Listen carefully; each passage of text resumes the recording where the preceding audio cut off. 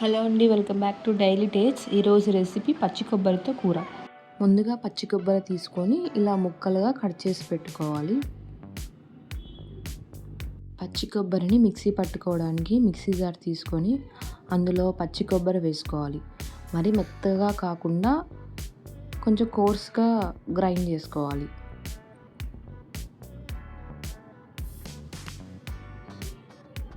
ఇప్పుడు ఒక కడాయి పెట్టుకొని అందులోకి 3 టేబుల్ స్పూన్స్ ఆయిల్ వేసుకోవాలి.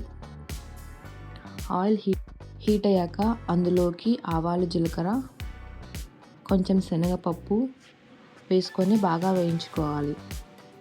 అవి వేగిన తర్వాత అందులోకి సన్నగా తరిగి పెట్టుకున్న ఉల్లిగడ్డ వేసుకోవాలి.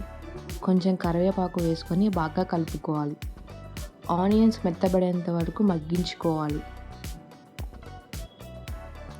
ఆనియన్స్ మెత్తబడ్డాక అందులోకి కొంచెం ఉప్పు, కొద్దిగా పసుపు, మీ రుచికి తగినంత కారం వేసుకొని బాగా కలుపుకోవాలి.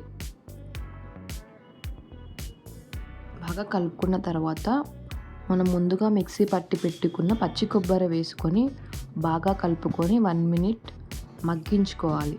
మగ్గించుకున్న తర్వాత స్టవ్ ఆఫ్ చేసుకోవాలి.